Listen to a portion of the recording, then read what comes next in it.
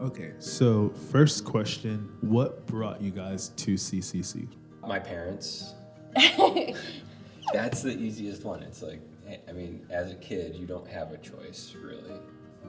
Uh, so I came with my parents, and there were definitely parts of my childhood I remember not wanting to come. But I think if I thought about it, what brought me to CCC probably occurred in high school, which is finding a place, finding people who love Jesus, and then um, the transformation from my parents' relationship with Christ to my relationship with Christ. I came in 2011 for college ministry. I came from Buffalo, and when I got to Brockport, I really wanted to live out my faith that I had just really discovered in high school. And I started coming with basic college ministry. And at first, it's like a group of friends. You're all just like here together. But I think what kept me here, because in my freshman year, I had tried other churches with a different college ministry. What kept me here was the really real integration of college with the rest of the church. It wasn't like a segregated group that you just did your own thing. It's like you were invited, you were known, you were included, and I think we'll probably touch on it later, but that was a really big moment of feeling like I belonged for the first time and feeling known and just Christ's love. Like that was my first experience of Christ's love here at CCC. Yeah, doors being open to people who are established in the church, and we were treated as other siblings in Christ. Right. That leads me to the next question. Think back to your very first Sunday, so more so you, Jess.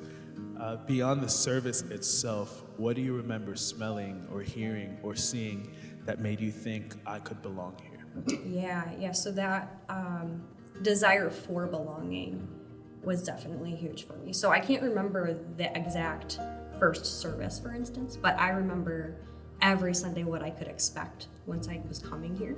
And it was that culture of open arms. Did you just say that? Like open arms, love, wanting to know, but also a real big reason why I ended up at CCC as well was when I found the Lord in high school, it was through some friends, but it was hugely through worship and through music. And that was a huge part of my life where I finally felt free to worship. And I wanted that so badly. So when I came to Brockport for college, I had made up my mind, like, I'm going to find a church that worships freely because music and movement was so important to me. And when I landed here, that was just a big part of the culture, and just that outpouring of love for Christ was that worship, and was that worshiping in spirit and truth, like knowing that you could be free to worship with your feelings and your mind and contemplation and truth, also the discipleship. So when I think back to those first Sunday services, or maybe that first year of Sunday services, it was that belonging and feeling like I was welcome, and then also just the worship. Like I loved being part of that and seeing the older generations older than college freely worshiping the Lord that way. So that was, I think, so eminent in those first Sunday services for me. I mean, I don't really have. This is another one of those like things like my parents brought me. So the first Sundays that I remember, I remember people really engaging, whether it was Sunday mornings, Saturday evenings, midweek services. People were always engaged in the Word, engaged in discipleship, and engaged in this community. So.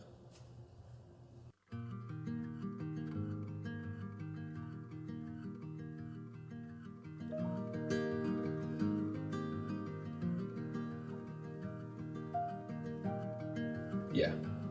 Yeah. There's a couple places. I don't know if I'm allowed to share them. Just kidding. There are places that as a kid I would go. There's a nook behind a room in the that's now Sue's cleaning room. There was like the fun hangout, which is weird, but it was like where people would hide during games. And then there's also in the current Kids Quest area, downstairs, there's a closet, and then there's a closet in that closet. And there is still stuff in that closet from when I was a kid that I fondly remember. And maybe that's a point that we should get rid of stuff. But it does have a fond like spot in my memory. Like, this is still home.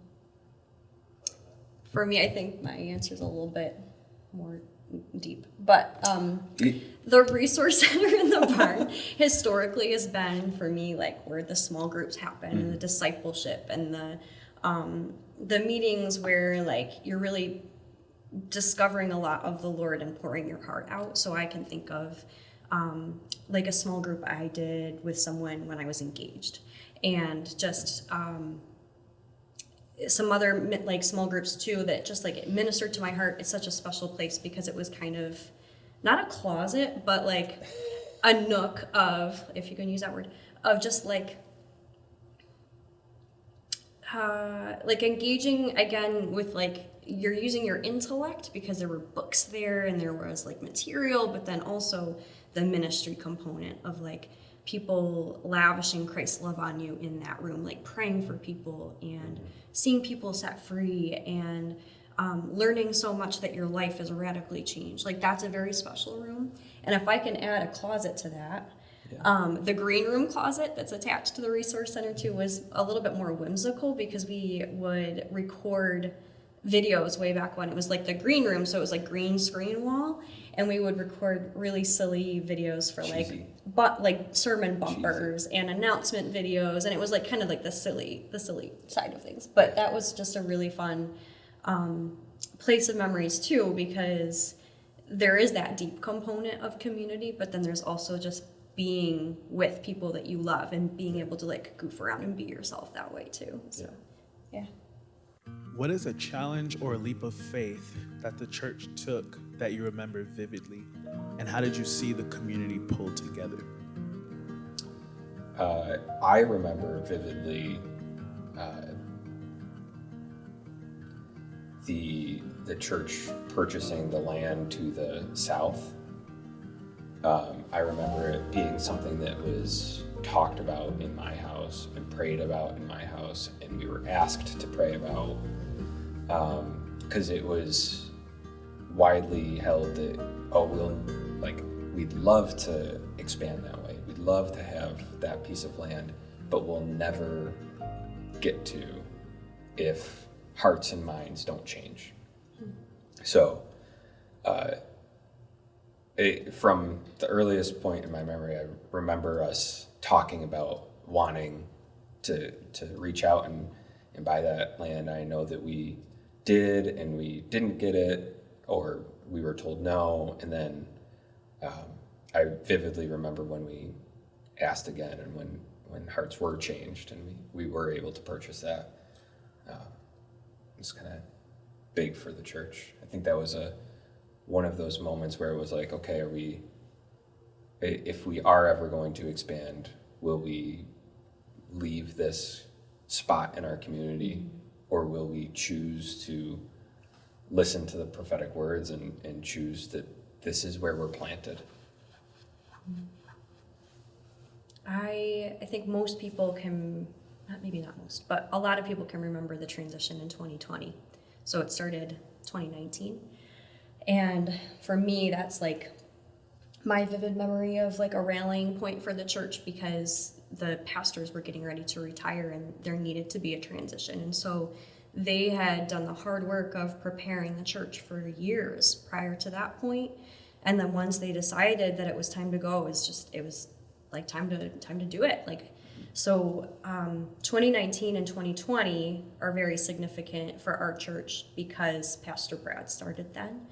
But there was a rallying point, I think, in 2019 where we symbolically had a transition prophetic weekend. And that was just a stunning time where everybody felt like you have a role to play. You have a choice to step up or not. And I think the community was brought together even more because we all chose yes. Like, we want to gather around, we want to pursue what God has next. This is the way to go and do it. And so it was just a really great, it was almost like a line in the sand, like, are you coming or not? And I loved that weekend because, I mean, it's so impressionable when everybody's worshiping together powerfully and kind of getting commissioned in a way. So the transition was really, I think, just that gathering point. Like, we could. Yeah, that weekend was cool because not only was Brad and Aaron prayed for, I think, and that was a point where people rallied, but I think also Group and Deb got prayed for, and it was like anyone that's been here like longer than 15, 20 years, like, this is also you. Yeah. Which was a really like cool moment to witness God bring us together as like we are one generation and another generation coming together and rallying. So. If you look at the major milestones of your life, marriage, births, losses, etc., how has this church family shown up for you guys in those seasons?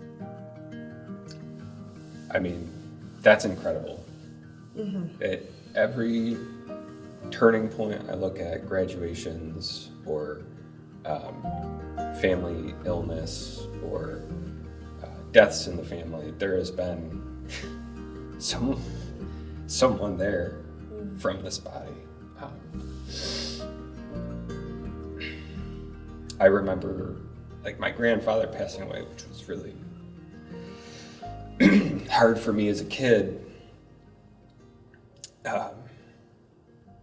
I had a friend from the school here whose family was just super close to us, and they were able to watch me and my brother while my parents dealt with stuff.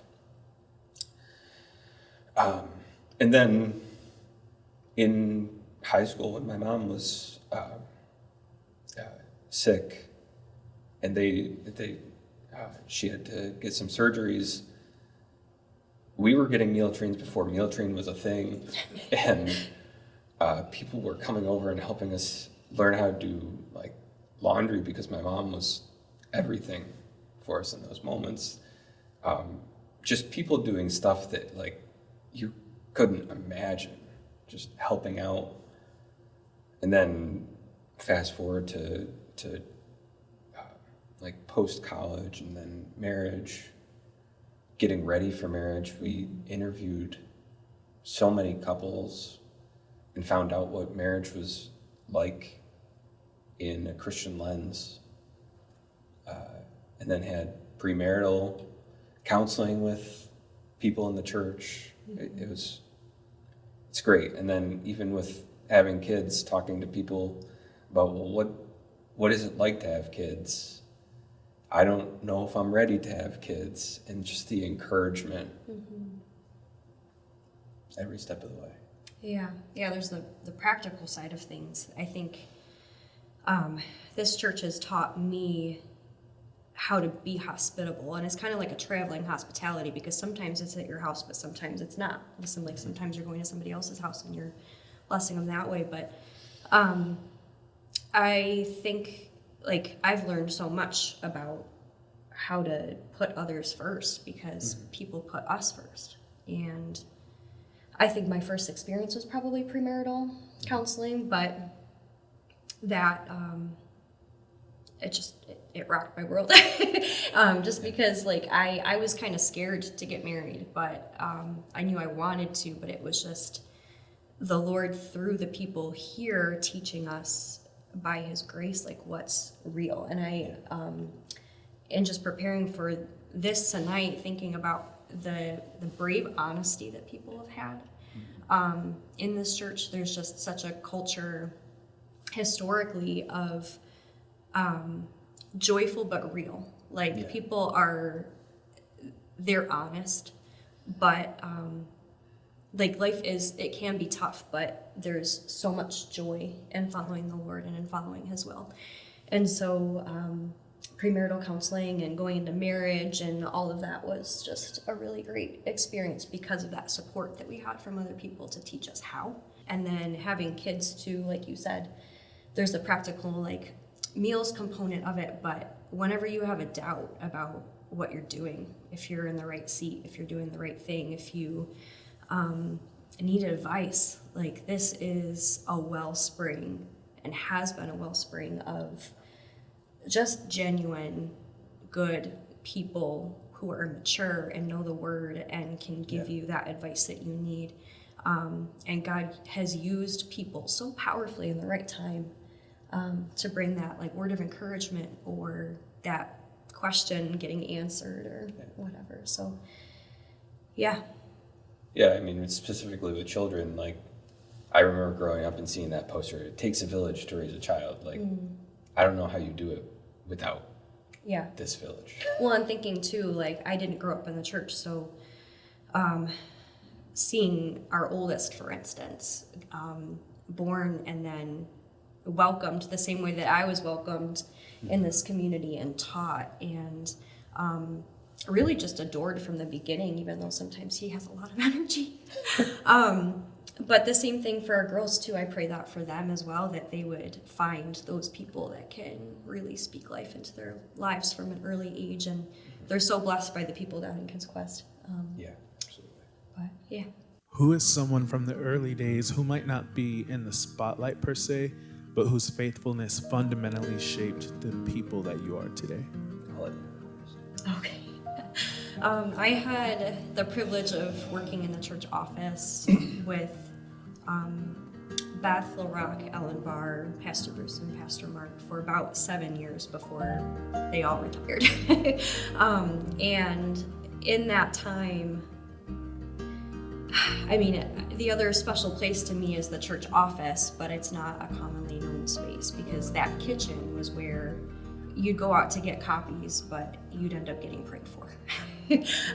Or you'd end up in a deep conversation about something. So they are no longer in the spotlight, but they've impacted me immensely, especially because in those early days, I was a baby Christian. I was just trying to find my little baby steps in the world, I suppose. But Beth LaRock has continued to be like a spiritual mother to me, and I know she is to a lot of people.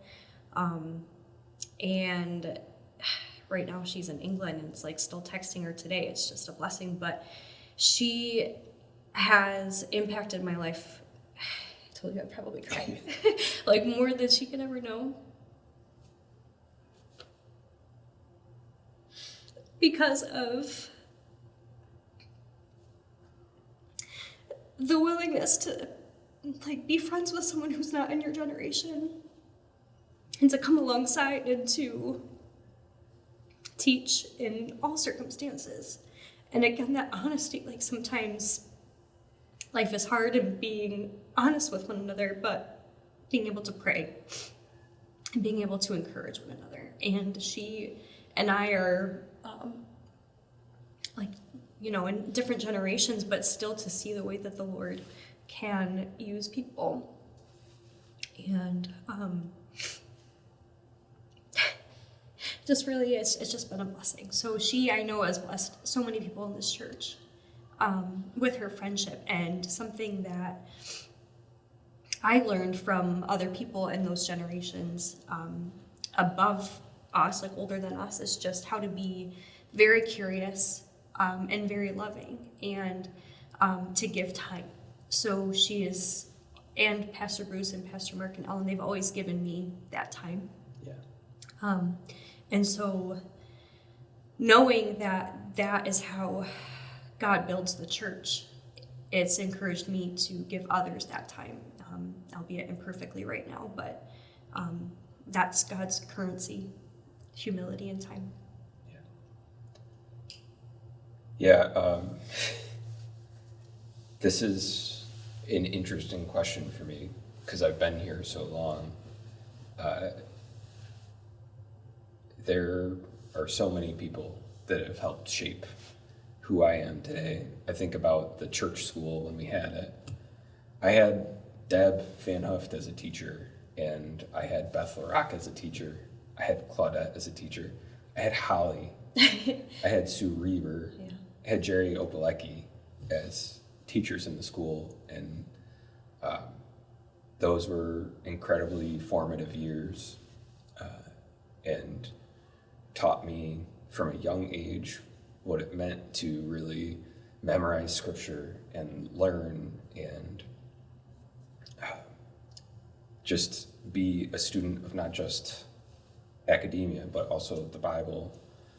And then past that, I remember in college just there being times where I would deal with comparison, and no one taught me how to deal with comparison better than Mark Dupre.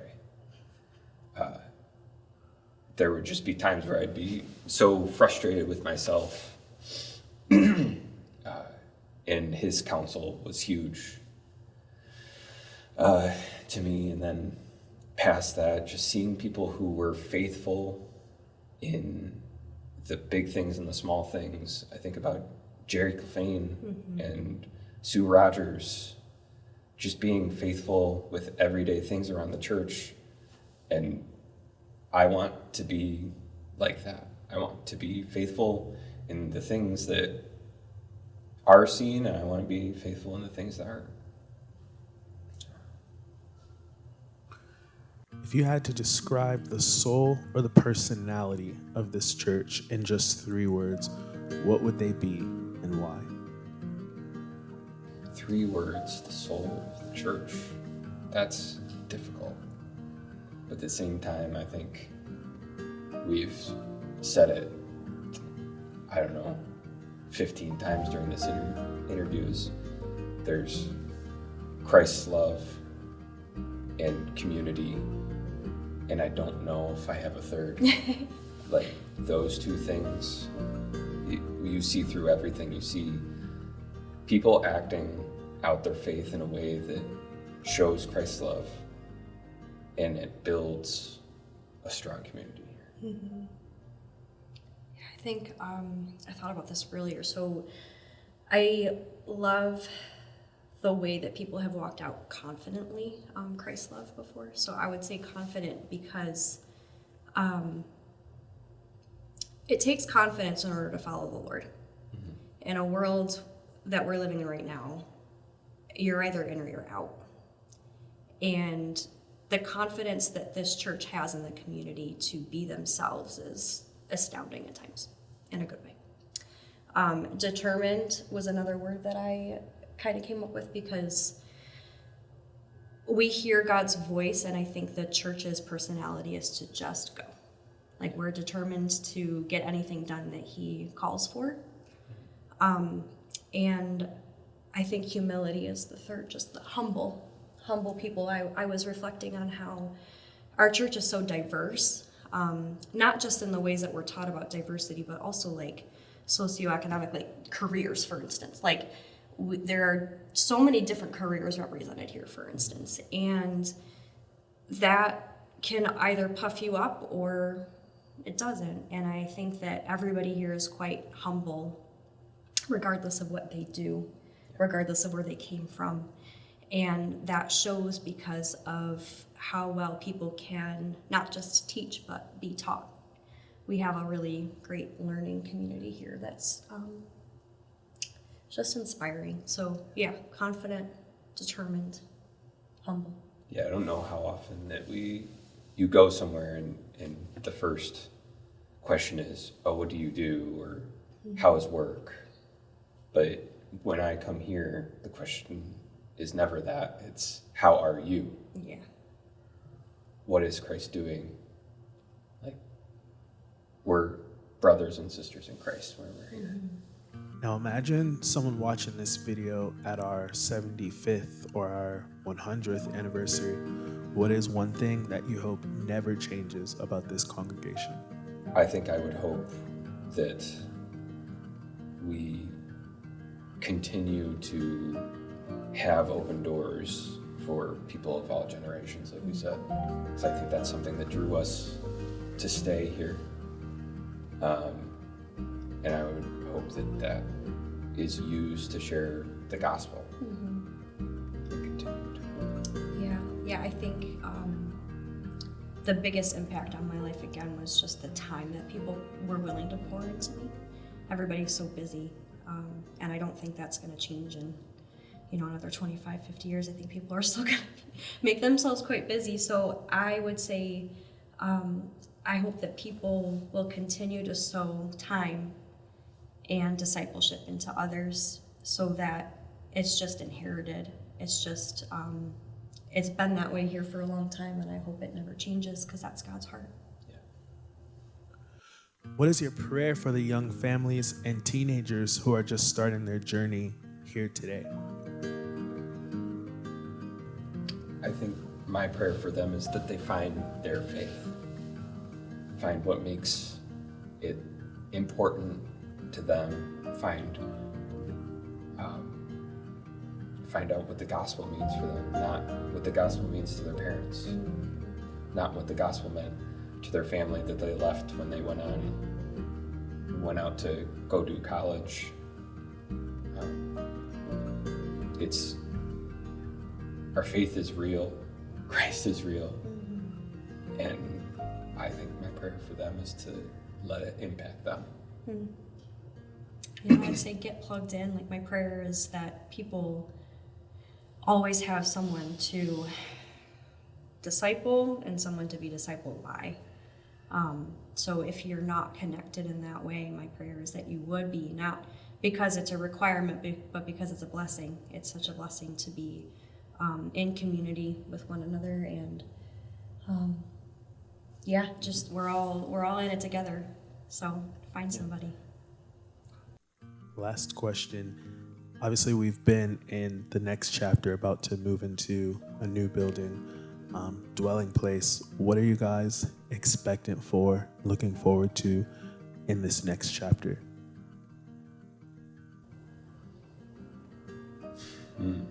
I'm excited. I'm excited, but I'm excited because I have a big passion for the community, and I really hope that it puts our stake in the ground even more so as just an ambassador for Christ here, as a community outpost, as what people need in this generation, that they would find it here. And I'm praying and hoping that, sure, it's a new building, but I'm praying that it's a revamp in a good way. It takes all the stuff that we've been talking about, all of the legacy, all of the pouring into people and building people up, and the exhortation and the discipleship, and it takes it and it turns it more into the community than it's ever been. So I really hope that it becomes a new signpost for this community, for this generation, to find Christ, because there's no better time. Yeah, I think without being cheesy and saying more of the same, I think something that we used to say was real God, real people, and I hope with the driving the stake in the ground further in this community that we would see real people and get to show them Christ's love.